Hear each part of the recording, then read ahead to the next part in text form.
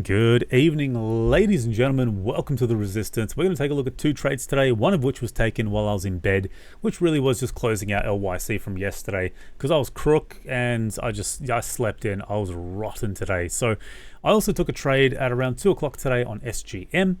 And yeah, we opened up a new swing trade. And I just want to ask you guys, do you think this looks super bullish? Super bullish reversal, right? The answer probably is yes if you're looking at this. So we got just a nice break to the upside and another break to the upside, and it is just monstering. It looks beautiful.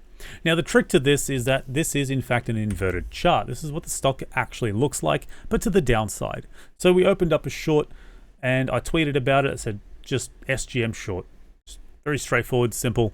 The risk here is very minimal for me. Of course, you know, there's always a risk of gap up, yada, yada, yada. But as you guys know, the one thing I care about is risk. I don't care about profit. I don't care about profit targets. I care about risk. So let me talk you through the trade. I was eyeing this off on the daily, and then I saw the intraday, and it's like, oh, okay, cool. We've got a nice little range break that lined up with VWAP. Was a beautiful short, and then another short at VWAP. Now, I didn't take these, but I was just eyeing off the chart.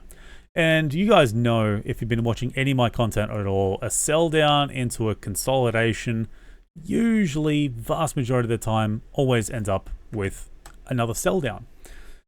We see that time and time again, and people really feel uncomfortable shorting the lows because this is what it looks like. Right, this is what the stock looks like when it's already sold down 3.6%, and people don't like shorting that. So I didn't take the range break, but I did take the retest. And yeah, just shorted it. And the stop, the idea of my stop, now this is super tight. This is very, very tight. It was either going to work or it wasn't, and I was okay if it didn't work with it. But basically, I wanted, so lower high, lower high, lower high, lower high, lower high, and ideally that was going to be the lower high, somewhere around this area here. So once it popped, I was like, okay, I'll take a short. And the stop here is quite literally like 0.2% or something like that. Yeah, 0.22%. So absolute peanuts risk here for me when I opened the trade. It was, yeah, like I said, it was either going to work or it wasn't. I wasn't going to wait for this to go to VWAP, even though 0.6, 0.7% is reasonable. I wasn't going to do this thing like where I just add on, and then it pops and fucks with me. No. This was the trade and ended up working out for us, which is quite nice. And yeah, so the daily looks sensational to the upside. A nice, this is the trend lines that I drew earlier, broke this level.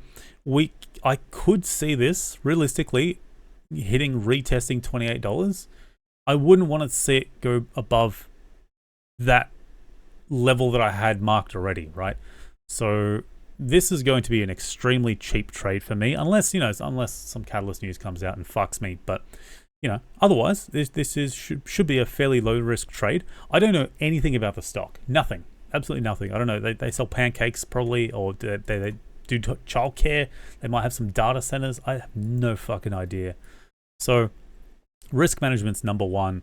I do not feel very comfortable shorting a very bullish stock, but what I do expect, and this is why I don't feel too comfortable with it, because you know what happens when something runs, it's just a pullback, runs, just a pullback, and runs again. So the question is, how far does this go?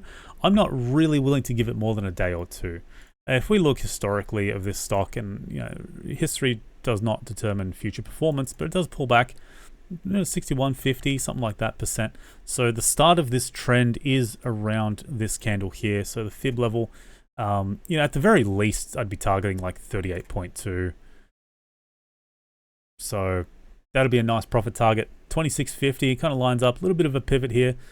It could push to 24.80, so basically 25, right? The round number. It's probably a lot safer to take profit at. So I'd be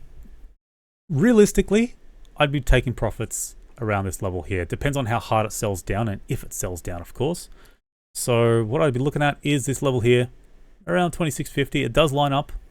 I'm not using fib levels as a take profit target. I'm using it as a reference point to tell me that, hey, it's pulling back 38%, which is perfectly reasonable for a bullish momentum stock. And also somewhere around 25. Yeah, it'll be nice, half off. Wouldn't that be lovely? but I'm not expecting it. I'm not expecting it to get to the 50. So we take it day by day, right? I'm not going to sit here and say, it should get to here, should get to there. No, we take it day by day. If it starts looking bullish tomorrow, cut. Very straightforward. Manage the risk, take as little losses as possible. Beautiful bearish trend when it broke down. We got a great entry. Could have gotten better, admittedly, but wasn't at the screens. So still really stoked with it. LYC, this was really unfortunate. But, you know, like I said yesterday, even if there was any signs of bullish momentum, we're going to cut anyway. So I'm not sure if anything really would have changed. But Macquarie brought out a price target of 22 up from 20. And the motherfucker gapped up and then puked it. So this would have been a nice range break short from 19. And we would have got, you know, somewhat close to break even at around 18, I think, from that terrible trade. I think the idea is still there, still good, but PLS and lithium stocks do look better as a short. You just see it's just a lot cleaner. Levels are being respected more, and LYC is kind of trying to fight the downwards pressure. So it is what it is, and hopefully, guys, I'll catch you tomorrow. Peace.